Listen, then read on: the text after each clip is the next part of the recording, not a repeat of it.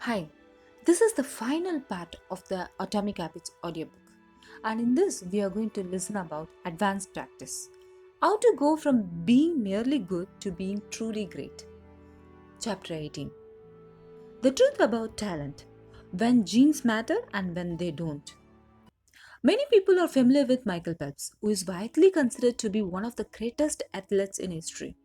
Phelps has won more Olympic medals not only than any swimmer but also more than any Olympian in any sport. Fewer people know the name Ichem El Gurech, but he was a fantastic athlete in his own right. El Gurech is a Moroccan runner who holds two Olympic gold medals and is one of the greatest middle distance runners of all time. For many years, he held the world record in the mile, 1500 meter and 2000 meter races. At the Olympic Games in Athens, Greece in 2004, he won gold in the 1500 meter and 5000 meter races. These two athletes are widely different in many ways. For starters, one competed on land and the other in water. But most notably, they differ significantly in height. El Gurage is 5 feet 9 inches tall. Phelps is 6 feet 4 inches tall. Despite this 7-inch difference in height, the two men are identical in one respect. Michael Phelps and Ichem El Gurage wear the same length inseam on their pants. How is this possible? Phelps has relatively short legs for his height and a very long torso, the perfect build for swimming. El Gurage has incredibly long legs and a short upper body, an ideal frame for distance running. Now, imagine if these world class athletes were to switch sports. Given his remarkable athleticism, could Michael Phelps become an Olympic caliber distance runner with enough training? It's unlikely. At peak fitness, Phelps weighed 194 pounds, which is 40% heavier than El Gurage, who competed at an ultralight 138 pounds. Taller runners or heavier runners, and every extra pound is a curse when it comes to distance running. Against elite competition, Phelps would be doomed from the start. Similarly, El Gurage might be one of the best runners in history, but it's doubtful he would ever qualify for the Olympics as a swimmer. Since 1976, the average height of the Olympic gold medalist in the men's 1500 meter run is 5 feet 10 inches. In comparison, the average height of Olympic gold medalists in the men's 100-meter freestyle swim is 6 feet 4 inches. The swimmers tend to be tall and have long backs and arms, which are ideal for pulling through the water. El Gurage would be at a severe disadvantage before he ever touched the pool. The secret to maximizing your odds of success is to choose the right field of competition. This is just as true with habit change as it is with sports and business. Habits are easier to perform and more satisfying to stick with when they align with your natural inclination and abilities. Like Michael Phelps in the pool or Ichem El Gurage on the track, you want to play a game where the odds are in your favor. Embracing this strategy requires the acceptance of the simple truth that people are born with different abilities. Some people don't like to discuss this fact. On the surface, your genes seem to be fixed, and it's no fun to talk about things you cannot control. Plus, phrases like biological determinism makes it sound like certain individuals are destined for success and others doomed to failure. But this is a short-sighted view of the influence of genes on behavior. The strength of genetics is also their weakness. Genes cannot be easily changed, which means they provide a powerful advantage in favorable circumstances and serious disadvantage in unfavorable circumstances. If you want to dunk a basketball, being 7 feet tall is very useful. If you want to perform a gymnastic routine, being 7 feet tall is a great entrance. Our environment determines the suitability of our genes and the utility of our natural talents. When our environment changes, so do the qualities that determine success. This is true not just for physical characteristics but for mental ones as well. I'm smart if you ask me about habits and human behavior, not so much when it comes to knitting, rocket propulsion, or guitar chords. Competence is highly dependent on context. The people at the top of any competitive field are not only well trained, they are also well suited to the task. And this is why, if you want to be truly great, selecting the right place to focus is crucial. In short, genes do not determine your destiny, they determine your areas of opportunity. As physician Gabor Mate notes, genes can predisposed, but they don't determine. The areas where you are genetically predisposed to success are the areas where habits are more likely to be satisfying. The key is to direct your effort towards areas that both excite you and match your natural skills, to align your ambition with your ability. The obvious question is, how do I figure out where the odds are in my favor? How do I identify the opportunities and habits that are right for me? The first place we will look for an answer is by understanding your personality. How your personality influences your habits. Your genes are operating beneath the surface of every habit. Indeed, beneath the surface of every behavior. Genes have been shown to influence everything from the number of hours you spend watching television to your likelihood to marry or divorce to your tendency to get addicted to drugs, alcohol, or nicotine. There is a strong genetic component to how obedient or rebellious you are when facing authority, how vulnerable or resistant you are to stressful events, how proactive or reactive you tend to be, and even how captivated or bored you feel during sensory experiences like attending a concert. As Robin Plomin, a behavioral geneticist at King's College in London, told me, it is now at the point where we have stopped testing to see if traits have a genetic component because we literally cannot find a single one that isn't influenced by our genes. Bundled together, your unique cluster of genetic traits predispose you to a particular personality. Your personality is the set of characteristics that is consistent from situation to situation. The most proven scientific analysis of personality traits is known as the Big Five, which breaks them down into five spectrums of behavior. Number one, openness to experience, from curious and inventive on one end to cautious and consistent on the other.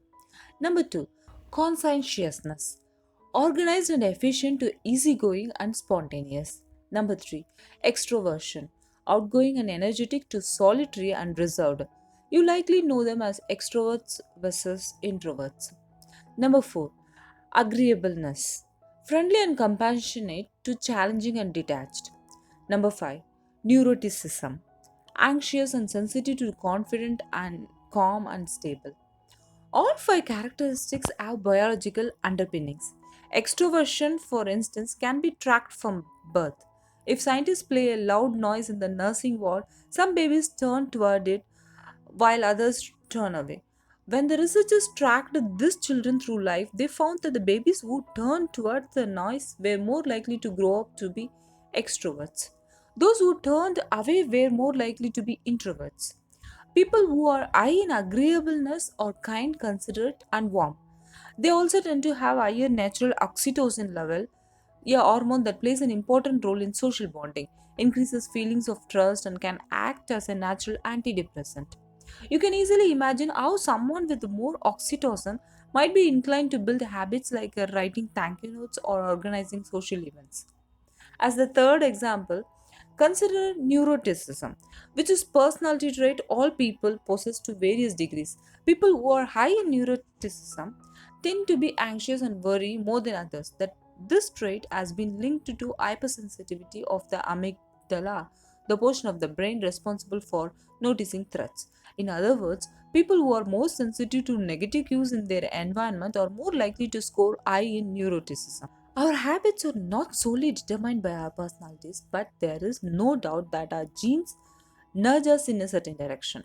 Our deeply rooted preferences make certain behaviors easier for some people than for others. You don't have to apologize for these differences or feel guilty about them, but you do have to work with them. A person who scores lower on conscientiousness, for example, will be less likely to be orderly by nature and may need to rely more heavily on environment design to stick with good habits. As a reminder for the less conscientious readers amongst us, the environment design is a strategy we discussed in chapters 6 and 12. The takeaway is that you should build habits that work for your personality. People can get ripped working out like a bodybuilder. But if you prefer rock climbing or cycling or rowing, then shape your exercise habit around your interest. If your friend follows a low carb diet but you find that low fat works for you, then more power to you. If you want to read more, don't be embarrassed if you prefer steamy romance novels over non-fiction. Read whatever fascinates you. You don't have to build the habits everyone tells you to build. Choose the habit that best suits you, not the one that is most popular. There is a version of every habit that can bring you joy and satisfaction. Find it. Habits need to be enjoyable if they are going to stick. This is the core idea behind the fourth law. Tailoring your habits to your personality is a good start, but this is not the end of the story. Let's turn our attention to finding and designing situations where you're at a natural advantage. How to find a game where the odds are in your favor. Learning to play a game where the odds are in your favor is critical for maintaining motivation and feeling successful. In theory, you can enjoy almost anything. In practice, you are more likely to enjoy the things that come easily to you. People who are talented in a particular area tend to be more competent at the task and are then praised for doing a good job. They stay energized because they are making progress where others have failed and because they get rewarded with better pay and bigger opportunities, which not only makes them happier but also propels them to produce even higher quality work. It's a vicious cycle. Pick the right habit and progress is easy. Pick the wrong habit and life is a struggle. How do you pick the right habit? The first step is something we covered in the third law. Make it easy. In many cases, when people pick the wrong habit, it simply means they picked a habit that was too difficult. When a habit is easy, you are more likely to be successful. When you are successful, you are more likely to feel satisfied. However, there is another level to consider. In the long run, if you continue to advance and improve, any area can become challenging. At some point, you need to make sure you are playing the right game for your skill set. How do you figure that out? The most common approach is trial and error. Of course, there is a problem with the strategy. Life is short. You don't have time to try every career, date every eligible bachelor, or play every musical instrument. Thankfully, there is an effective way to manage this conundrum, and it is known as the explore exploit trade off. In the beginning of a new activity, there should be a period of exploration. It's in relationships, it's called dating. In college, it's called the liberal arts. In business, it's called split testing. The goal is to try out many possibilities, research a broad range of ideas, and cast a wide net. After this initial period of exploration, shift your focus to the best solution you have found, but keep experimenting occasionally. The proper balance depends on whether you are winning or losing. If you are currently winning, you exploit, exploit, exploit. You are currently losing, you continue to explore, explore, explore. In the long run, it is probably most effective to work on the strategy that seems to deliver the best results about 80 to 90% of the time and keep exploring with the remaining 10 to 20%. Google famously asks employees to spend 80% of the work week on their official job and 20% on projects of their choice, which has led to the creation of blockbuster products like AdWords and Gmail.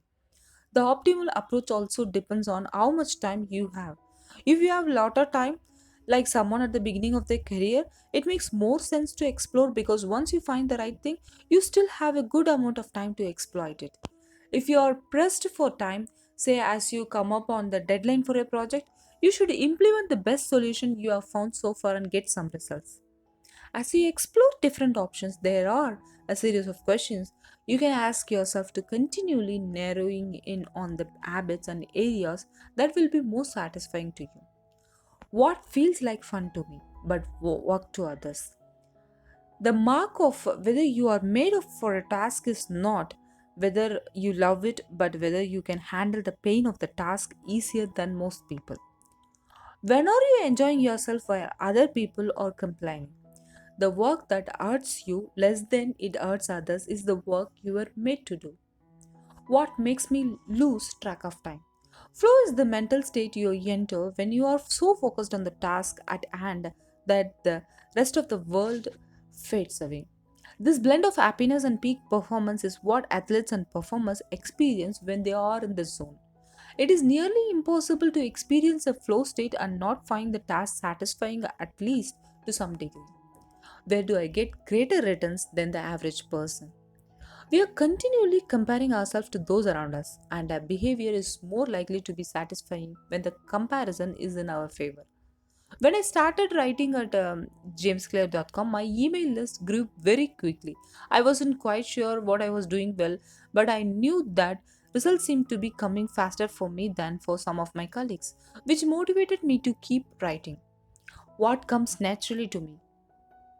For just a moment, ignore what you have been taught, ignore what society has told you, ignore what others expect of you. Look inside yourself and ask what feels natural to me. When have I felt alive? When have I felt like the real me? No internal judgments or people pleasing, no second guessing or self criticism, just feelings of engagement and enjoyment. Whenever you feel authentic and genuine, you are headed in the right direction. To be honest, some of this process is just luck. Michael Phelps and Ichem El Gorege were lucky to be born with a rare set of abilities that are highly valued by the society and to be placed in the ideal environment for those abilities. We all have limited time on this planet, and the truly great amongst us are the ones who not only work hard but also have the good fortune to be exposed to opportunities that favors us. But what if you don't want to leave it up to luck? If you cannot find a game where the odds are stacked in your favor, create one.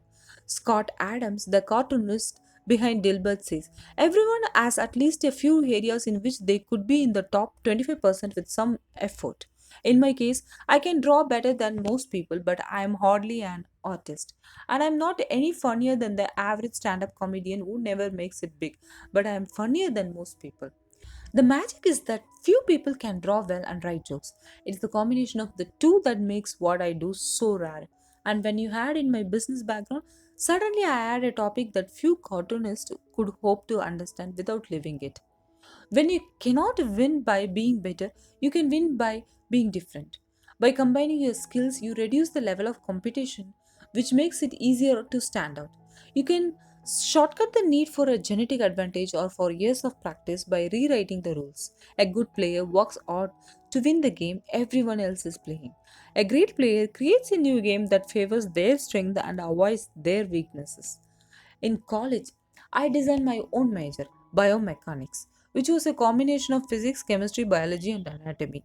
I wasn't smart enough to stand out among the top physics or biology majors, so I created my own game. And because it suited me, I was only taking the courses I was interested in. Studying felt like less of a chore. It was also easier to avoid the trap of comparing myself to everyone else. After all, nobody else was taking the same combination of classes, so who could say if they were better or worse? Specialization is a powerful way to overcome the accidents of bad genetics. The more you master a specific skill, the harder it becomes for others to compete with you. Many bodybuilders are stronger than the average arm wrestlers, but even a massive bodybuilder may lose at arm wrestling because the arm wrestling champ has very specific strength. Even if you are not the most naturally gifted, you can often win by being the best in a very narrow category. Boiling water will soften a potato but harden an egg. You cannot control whether you are a potato or an egg, but you can decide to play a game where it is better to be hard or soft. If you can find a more favorable environment, you can transform the situation from one where the odds are against you to one where they are in your favor. How to get the most out of your genes? Our genes do not eliminate the need for hard work. They clarify it. They tell us what to work hard on. Once we realize our strength, we know where to spend our time and energy. We know which type of opportunities to look for and which type of challenges to avoid. The better we understand our nature, the better our strategy can be. Biological differences matter. Even so, it's more productive to focus on whether you are fulfilling your own potential than comparing yourself to someone else. The fact that you have a natural limit to any specific ability has nothing to do with whether you are reaching the ceiling of your capabilities. People get so caught up in the fact that they have limits that they are rarely exert the effort required to get close to them. Furthermore, genes cannot make you successful if you are not doing the work. Yes, it is possible that the ripped trainer at the gym has better genes, but if you haven't put in the same reps, it's impossible to say if you have been dealt a better or worse genetic hand. Until you work as hard as those you admire, don't explain away their success as luck. In summary, one of the best ways to ensure your habits remain satisfying over the long run is to pick behaviors that align with your personality and skills. Work hard on the things that come easy. Chapter summary. The secret to maximizing your odds of success is to choose the right field of competition. Pick the right habit and progress is easy. Pick the wrong habit and life is a struggle. Genes cannot be easily changed, which means they provide a powerful advantage in favorable circumstances and a serious disadvantage in unfavorable circumstances. Habits are easier when they align with your natural abilities. Choose the habits that best suits you. Play a game that favors your strength. If you cannot find a game that favors you, create one. Genes do not eliminate the need for odd work, they clarify it. They tell us what to work hard on. Chapter 19, The Goldilocks Rule, How to Stay Motivated in Life and Work. In 1955, Disneyland had just opened in Anaheim, California, when a 10-year-old boy walked in and asked for a job. Labor laws were loose back then, and the boy managed to land a position selling guidebooks for 50 cents apiece. Within a year, he had transitioned to Disney's magic shop where he learned tricks from the older employees. He experimented with the jokes and tried out simple routines on visitors. Soon he discovered that what he loved was not performing magic but performing in general. He set his sights on becoming a comedian. Beginning in his teenage years, he started performing in little clubs around Los Angeles. The crowd were small and his act was short. He was rarely on stage for more than 5 minutes. Most of the people in the crowd were too busy drinking or talking with friends to pay attention. One night, he literally delivered his stand up routine to an empty club. It wasn't glamorous work, but there was no doubt he was getting better. His first routines would only last 1 or 2 minutes. By high school, his material had expanded to include a 5-minute act and few years later a 10-minute show. At 19, he was performing weekly for 20 minutes at a time. He had to read 3 poems during the show just to make the routine long enough, but his skills continued to progress. He spent another decade experimenting, adjusting, and practicing. He took a job as a television writer and gradually he was able to land his own appearance on talk shows. By the mid 1970s, he had worked his way into being a regular guest on The Tonight Show and Saturday Night Live. Finally, after nearly 15 years of work, the young man rose to fame. He toured 60 cities in 63 days, then 72 cities in 80 days, then 85 cities in 90 days. He had 18,695 people attend one show in Ohio. Another 45,000 tickets were sold for his 3-day show in New York. He catapulted to the top of his genre and became one of the most successful comedians of his time. His name is Steve Martin. Martin's story offers a fascinating perspective on what it takes to stick with habits for a long run. Comedy is not for the timid. It is odd to imagine a situation that would strike fear into the hearts of more people than performing alone on stage and failing to get a single laugh. And yet, Steve Martin faced this fear every week for 18 years. In his words, 10 years spent learning, 4 years spent refining, and 4 years as a wild success. Why is it that some people like Martin stick with their habits, whether practicing jokes or drawing cartoons or playing guitar, while most of us struggle to stay motivated? How do we design habits that pull us in rather than ones that fade away? Scientists have been studying this question for many years. While there is still much to learn, one of the most consistent findings is that the way to maintain motivation and achieve peak levels of desire is to work on tasks of just manageable difficulty. The human brain loves a challenge, but only if it is within an optimal zone of difficulty. If you love tennis and try to play a serious match against a 4-year-old, you will quickly become bored. It's too easy. You will win every point. In contrast, if you play a professional tennis player like Roger Federer or Serena Williams, you will quickly lose motivation because the match is too difficult. Now, consider playing tennis against someone who is your equal. As the game progresses, you win a few points and you lose a few. You have a good chance of winning, but only if you really try. Your focus narrows and distractions fade away, and you find yourself fully invested in the task at hand. This is a challenge of just manageable difficulty, and it is a prime example of the Goldilocks rule. The Goldilocks rule states that a human experience peak motivation when working on tasks that are right on the edge of their current abilities. Not too hard, not too easy, just right. The Goldilocks rule. Martin's comedy career is an excellent example of the Goldilocks rule in practice. Each year, he expanded his comedy routine but only by a minute or two. He was always adding new material, but he also kept a few jokes that were guaranteed to get laughs. There were just enough victories to keep him motivated and just enough mistakes to keep him working hard. When you are starting a new habit, it is important to keep the behavior as easy as possible so you can stick with it even when conditions aren't perfect. This is an idea we covered in detail while discussing the third law of behavior change. Once a habit has been established, however, it's important to continue to advance in small ways. These little improvements and new challenges keep you engaged, and if you hit the Goldilocks zone just right, you can achieve a flow state. A flow state is the experience of being in the zone and fully immersed in an activity. Scientists have tried to quantify this feeling. They found that to achieve a state of flow, a task must be roughly 4% behind our current ability. In real life, it is typically not feasible to quantify the difficulty of an action in this way. But the core idea of the Goldilocks rule remains working on challenges of just manageable difficulty, something on the perimeter of your ability, seems crucial for maintaining motivation. Improvement requires a delicate balance. You need to regularly search for challenges that push you to your edge while continuing to make enough progress to stay motivated. Behaviors need to remain novel in order for them to stay attractive and satisfying. Without variety, we get bored, and boredom is perhaps the greatest villain on the quest of self improvement. How to stay focused when you get bored working on your goals? After my baseball career ended, I was looking for a new sport. I joined a weightlifting team, and one day a late coach visited our gym. He had worked with thousands of athletes during his long career, including a few Olympians. I introduced myself and we began talking about the process of improvement. What's the difference between the best athletes and everyone else? I asked. What do the really successful people do that most don't?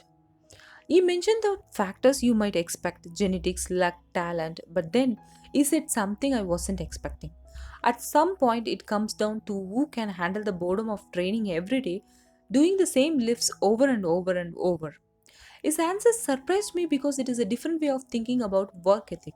People talk about getting amped up to work on their goals, whether it's business or sports or art. You hear people say things like it's all comes down to passion or you have to really want it. As a result, many of us get depressed when we lose focus or motivation because we think that successful people have some bottomless reserve of passion.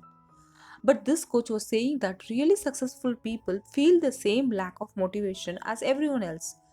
The difference is that they still find a way to show up despite the feelings of boredom. Mastery requires practice, but the more you practice something, the more boring the routine becomes. Once the beginner gains have been made and we learn what to expect, our interest starts to fade. Sometimes it happens even faster than that. All you have to do is hit the gym a few days in a row or publish a couple of blogs post on time, and letting one day slip doesn't feel like much. Things are going well. It's easy to rationalize taking a day off because you are in a good place. The greatest threat to success is not failure but boredom. We get bored with habits because they stop delighting us.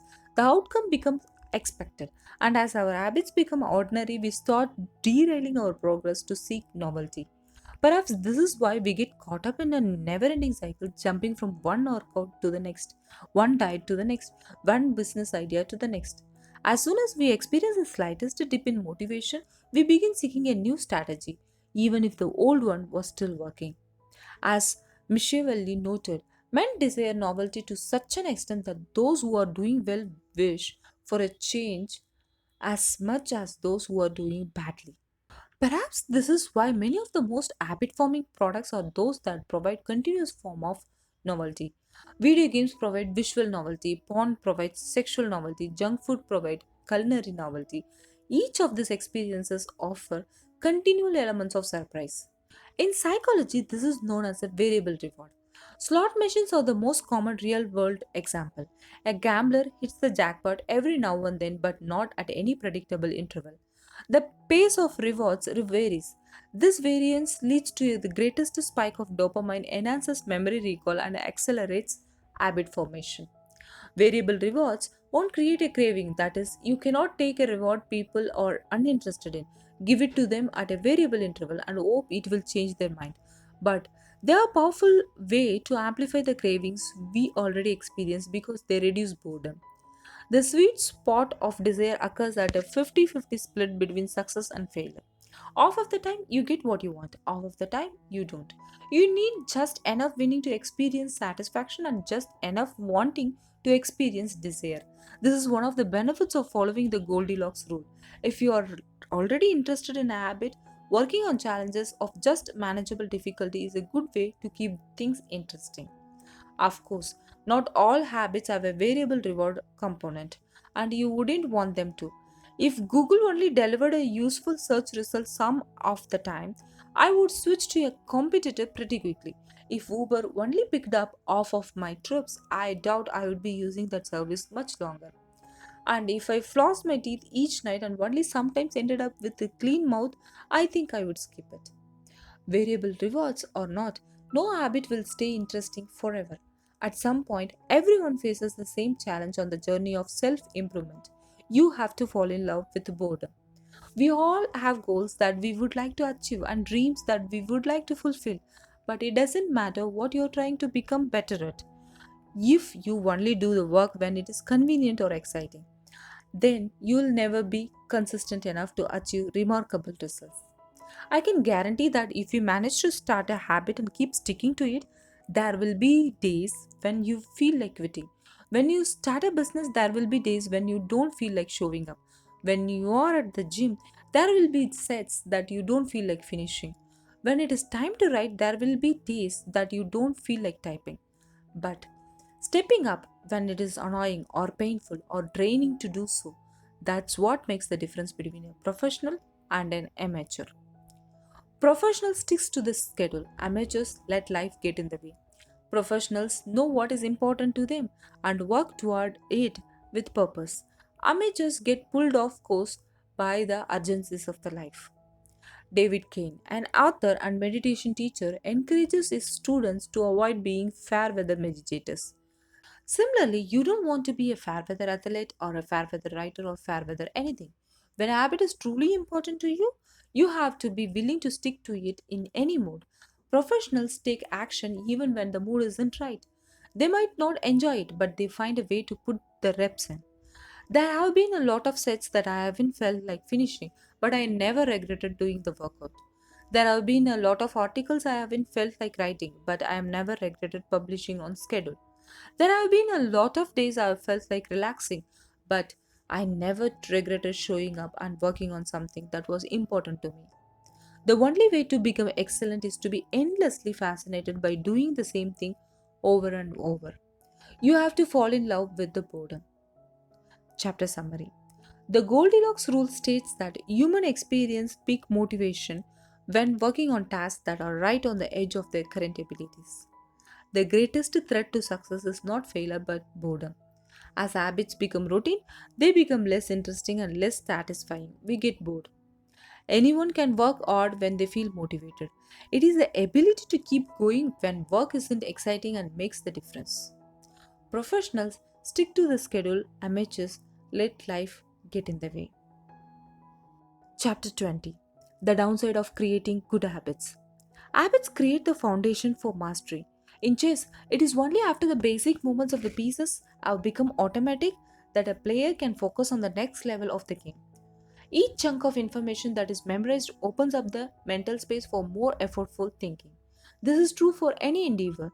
When you know the simple movements so well that you can perform them without thinking, you are free to pay attention to more advanced details.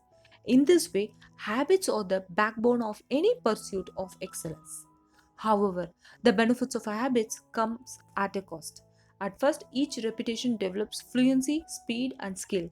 But then, as a habit becomes automatic, you become less sensitive to feedback. You fall into mindless repetition. It becomes easier to let mistakes slide.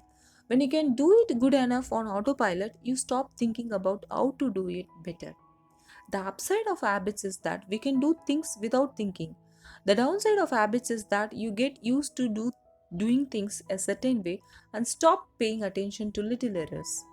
You assume you are getting better because you are gaining experience. In reality, you are merely reinforcing your current habits, not improving them. In fact, some research has shown that once a skill has been mastered, there is usually a slight decline in performance over time.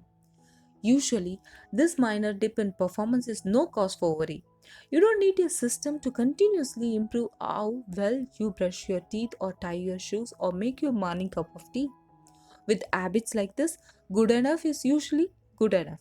The less energy you spend on trivial choices, the more you can spend it on what really matters. However, when you want to maximize your potential and achieve elite levels of performance, you need a more nuanced approach. You cannot repeat the same things blindly and expect to become exceptional. Habits are necessary, but not sufficient for mastery. What you need is a combination of automatic habits and deliberate practice. Habits plus deliberate practice is equivalent to mastery. To become great, certain skills do need to become automatic. Basketball players need to be able to dribble without thinking before they can move on to mastering layups with their non dominant hand. Surgeons need to repeat the first incision so many times that they could do it with their eyes closed, so that they can focus on the hundreds of variables that arise during surgery. But after one habit has been mastered, you have to return to the effortful part of the work and begin building the next habit. Mastery is the process of narrowing your focus to your tiny elements of success, repeating it until you have internalized the skill, and then using this new habit as the foundation to advance to the next frontier of your development. Old tasks become easier the second time around, but it doesn't get easier overall because now you're pouring your energy into the next challenge. Each habit unlocks the next level of performance. It's an endless cycle. Mastering one habit, mastering a field. Although habits are powerful, what you need is a way to remain conscious of your performance over time so you can continue to refine and improve. It is precisely at the moment when you begin to feel like you have mastered a skill, right when things are starting to feel automatic and you are becoming comfortable, that you must avoid slipping into the trap of complacency. The solution? Establish a system for reflection and review. How to review your habits and make adjustments. In 1986, the Los Angeles Lakers had one of the most talented basketball teams ever assembled, but they are rarely remembered that way.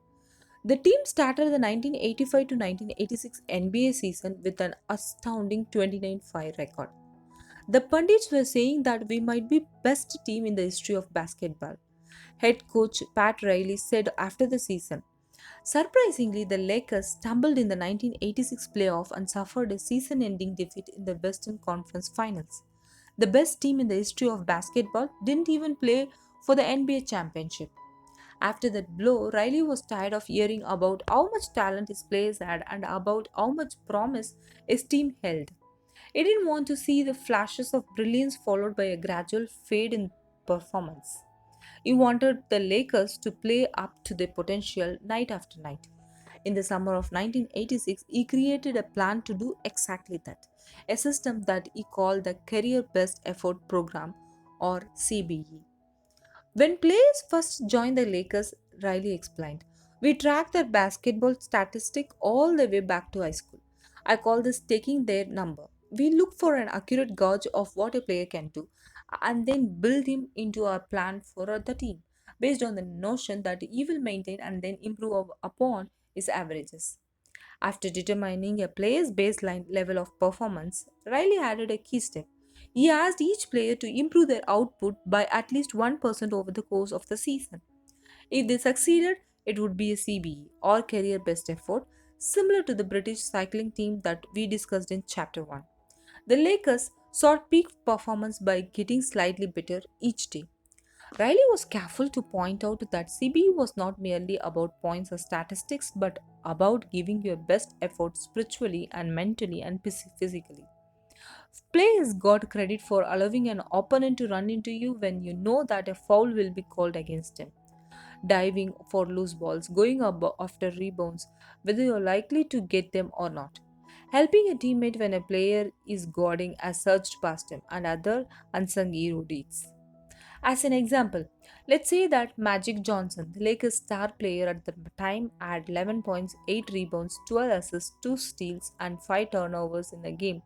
Magic also got credit for an unsung hero deed by diving after a loose ball, plus 1. Finally, he played a total of 33 minutes in this imaginary game. The positive numbers 11 plus 8 plus 12 plus 2 plus 1 add up to 34. Then we subtract the 5 turnovers 34 minus 5 to get 29. Finally, we divide 29 by 33 minutes played, which is equivalent to 0.879. Magic CBE number here would be 879. This number was calculated for all of the players' games and it was the average CBE that a player was asked to improve by 1% over the season. Riley compared each player's current CBE to not only their past performance but also those of the other players in the league. As Riley put it, we rank team members alongside league opponents who play the same position and have similar role definitions. Sports writer Jackie McMullen noted, Riley trumpeted the top performance in the league in bold lettering on the blackboard each week and measured them against the corresponding players on his own roster. Solid, reliable players generally rated a score in the 600s, while elite players scored at least 800. Magic Johnson, who submitted 138 triple doubles in his career, often scored over 1000. The Lakers also emphasized year over year progress by making historical comparisons of CBE data. Riley said, we stacked the month of November 1986 next to November 1985 and showed the players whether they were doing better or worse than at the same point last season. Then we showed them how their performance figures for December 1986 stacked up against November's. The Lakers rolled out CBE in October 1986. 8 months later, they were NBA champions. The following year, Pat Riley led his team to another title as the Lakers became the first team in 20 years to win back to back NBA championships. Afterward, he said, sustaining an effort is the most important thing for any enterprise. The way to be successful is to learn how to do things right, then do them the same way every time. The CBE program is a prime example of the power of reflection and review. The Lakers were already talented. CBE helped them get the most out of what they had and made sure their habits improved rather than declined. Reflection and review enables the long-term improvement of all habits because it makes you aware of your mistakes and help you consider possible paths for improvement. Without reflection, we can make excuses, create rationalizations, and lie to ourselves. We have no process for determining whether we are performing better or worse compared to yesterday. Top performance in all fields engage in various types of reflection and review, and the process doesn't have to be complex. Kenyan runner Eliud Kipchoge is one of the greatest marathoners of all time and an Olympic gold medalist. He still takes notes after every practice in which he reviews his training for the day and searches for areas that can be improved. Similarly, gold medal swimmer Katie Ledecky records her wellness on a scale of 1 to 10 and includes notes on her nutrition and how well she slept. She also records the times posted by other swimmers. At the end of each week, her coach goes over her notes and adds his thoughts. It's not just athletes either. When comedian Chris Rock is preparing fresh material, he will first appear at small nightclubs dozens of times and test hundreds of jokes. He brings a notepad on stage and records which bits go over well and where he needs to make adjustments. The few killer lines that survive will form the backbone of his new show. I know of executives and investors who keep a decision journal in which they record the major decisions they make each week, why they made them, and what they expect the outcome to be. They review their choices at the end of each month or year to see where they were correct and where they went wrong. Improvement is not just about learning habits, it's also about fine tuning them. Reflection and review ensures that you spend your time on the right things and make course corrections whenever necessary, like Pat Riley adjusting the effort of his players on a nightly basis. You don't want to keep practicing a habit if it becomes ineffective. Personally, I employ two primary modes of reflection and review. Each December, I perform an annual review in which I reflect on the previous year. I tally my habits for the year by counting up how many articles I published, how many workouts I put in, how many new places I visited, and more. Then I reflect on my progress or lack thereof by answering three questions. Number one, what went well this year? Number two, what didn't go so well this year? Number three, what did I learn? 6 months later, when summer rolls around, I conduct an integrity report. Like everyone, I make a lot of mistakes. My integrity report helps me realize where I went wrong and motivates me to get back on course. I use it as a time to revisit my core values and consider whether I have been living in accordance with them. This is when I reflect on my identity and how I can work toward being the type of person I wish to become. My yearly integrity report answers three questions. Number one, what are the core values that drive my life and work? Number two, how am I living and working with integrity right now? Number three, how can I set a higher standard in the future? These two reports don't take very long, just a few hours per year, but they are crucial periods of refinement. They prevent the gradual slide that happens when I don't pay close attention.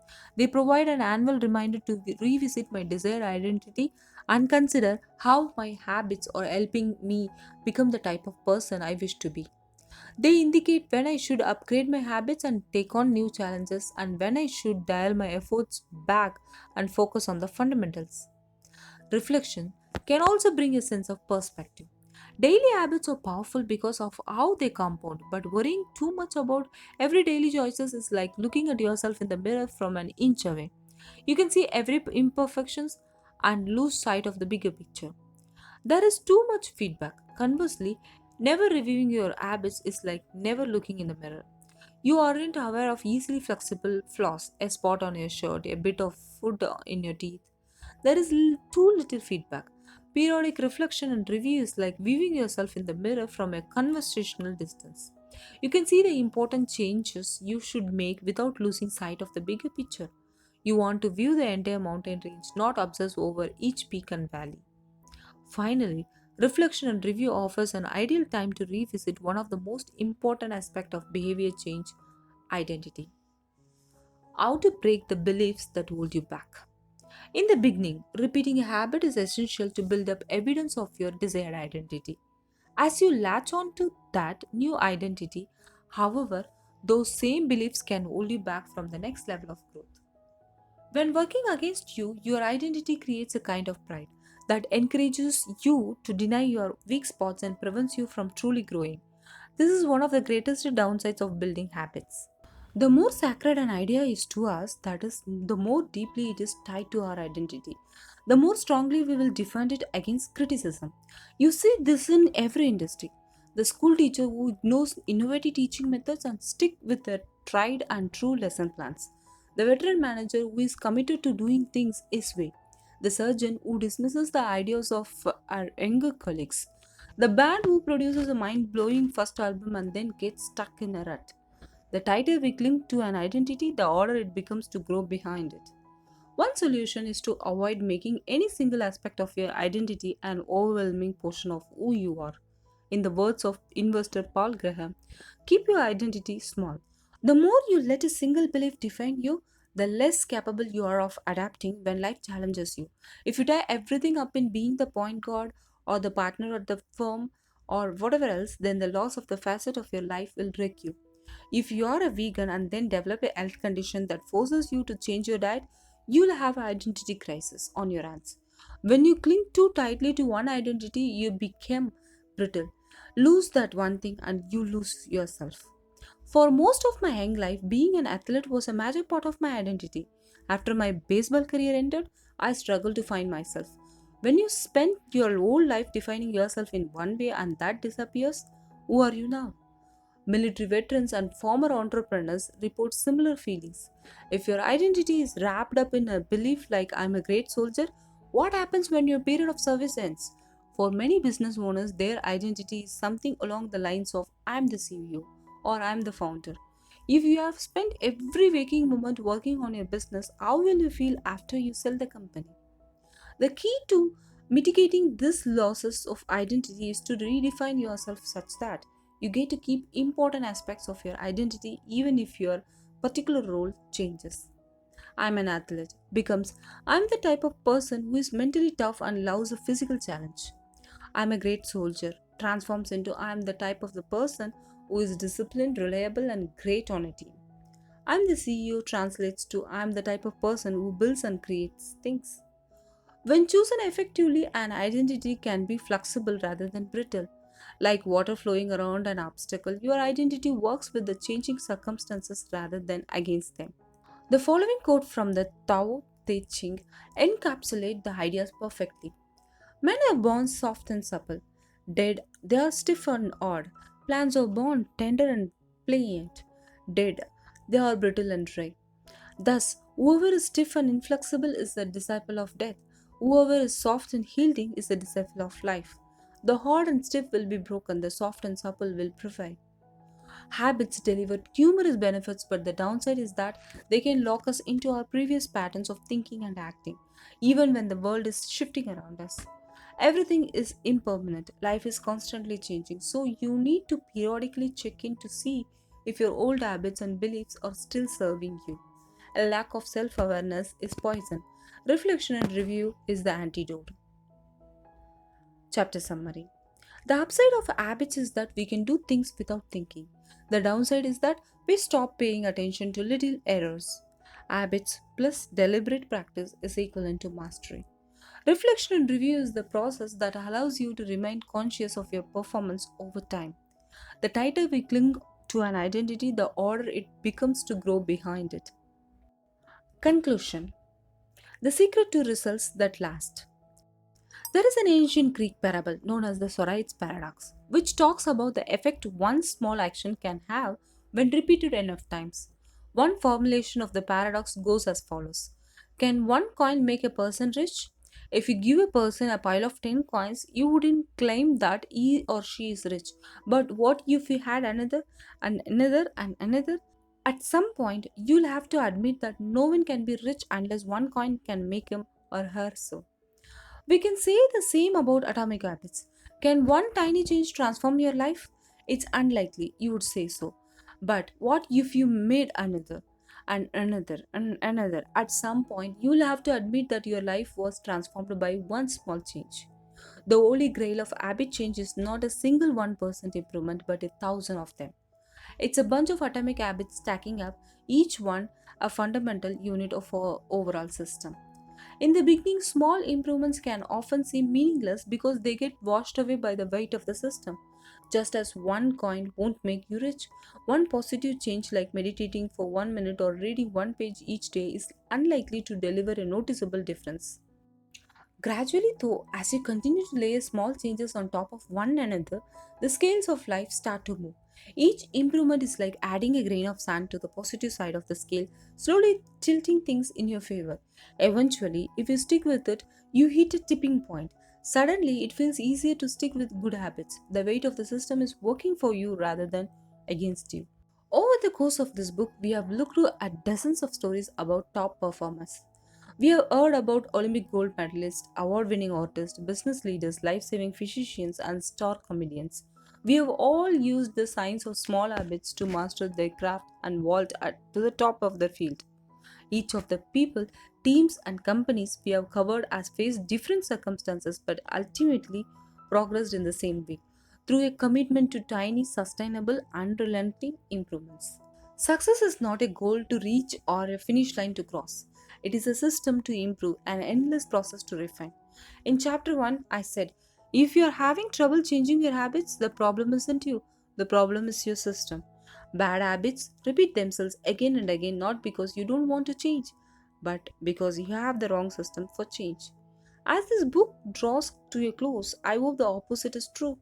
With the four laws of behavior change, you have a set of tools and strategies that you can use to build better system and shape better habits. Sometimes a habit will be odd to remember and you will need to make it obvious. Other times you won't feel like starting and you will need to make it attractive. In many cases, you may find that a habit will be too difficult and you will need to make it easy. And sometimes you won't feel like sticking with it and you will need to make it satisfying. Behaviors are effortless here. Obvious, attractive, easy, satisfying. Behaviors are difficult here. Invisible, unattractive, hard, unsatisfying. You want to push your good habits towards the left side of the spectrum by making them obvious, attractive, easy, and satisfying. Meanwhile, you want to cluster your bad habits toward the right side of by making them invisible, unattractive, odd, and unsatisfying. This is a continuous process. There is no finish line. There is no permanent solution. Whenever you're looking to improve, you can rotate through the four laws of behavior change until you find the next bottleneck. Make it obvious, make it attractive, make it easy, make it satisfying. Round and round. Always looking for the next way to get 1% better. The secret to getting results that last is to never stop making improvements. It's remarkable what you can build if you just don't stop. It is remarkable the business you can build if you don't stop working. It is remarkable the body you can build if you don't stop training. It is remarkable the knowledge you can build if you don't stop learning. It's remarkable the fortune you can build if you don't stop saving. It's remarkable the friendships you can build if you don't stop caring. Small habits don't add up, they compound. That's the power of atomic habits. Tiny changes, remarkable results. I hope you enjoy listening to this audiobook, Atomic Habits. Thank you for your time and stay blessed and happy. Love and peace from the Greatness Guide.